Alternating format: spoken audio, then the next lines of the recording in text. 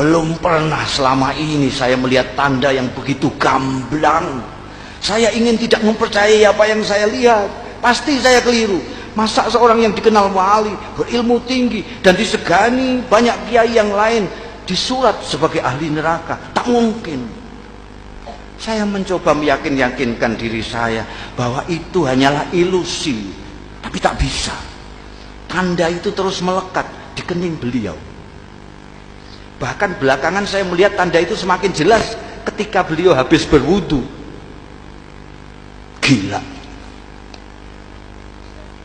Akhirnya niat saya untuk menimba ilmu kepada beliau, meskipun secara lisan memang saya sampaikan demikian, dalam hati sudah berubah menjadi keinginan untuk menyelidiki dan memecahkan keganjilan ini. Beberapa hari saya amati perilaku Kiai Tawakal. Saya tidak melihat sama sekali hal-hal yang mencurigakan.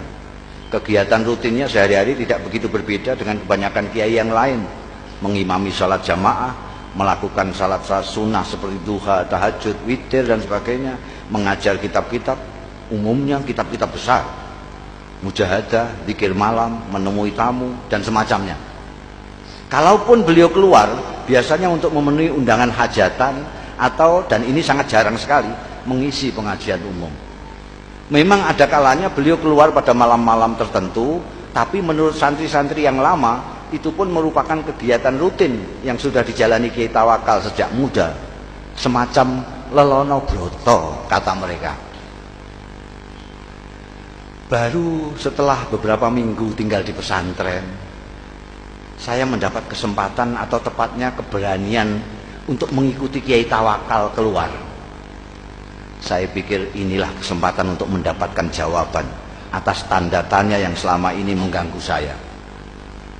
Begitulah pada suatu malam purnama, saya melihat Kiai keluar dengan berpakaian rapi. Beliau berbelok. Ketika kemudian saya ikuti belok, saya kaget ternyata sosoknya tak kelihatan lagi. Yang terlihat justru sebuah warung yang penuh pengunjung. Terdengar gelak tawa ramai sekali. Dengan bengong saya mendekati warung terpencil dengan penerangan petromak itu.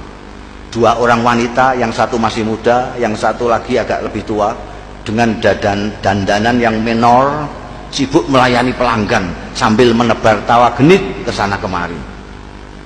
Tidak mungkin Kiai mampir ke warung ini, pikir saya. Ke warung biasa saja tidak pantas, apalagi warung yang suasananya saja mengesankan kemesuman itu. Mas Ja'far, tiba-tiba saya dikagetkan oleh suara yang tak asing di telinga saya, memanggil-manggil nama saya. Masya Allah, saya hampir tidak mempercayai pendengaran dan penglihatan saya. Memang betul, mata saya melihat Kiai Tawakal melambaikan tangan dari dalam warung. Dengan kikuk dan pikiran tak karuan, saya pun terpaksa masuk dan menghampiri Kiai saya yang duduk santai di pojok. Warung penuh dengan asap rokok. Kedua wanita menor menyambut saya dengan senyum penuh arti.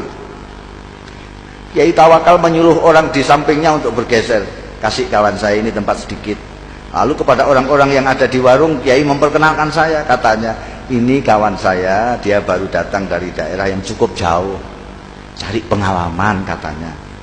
Mereka yang duduk dekat serta-merta mengulurkan tangan, menjabat tangan saya dengan ramah, sementara yang jauh melambaikan tangan.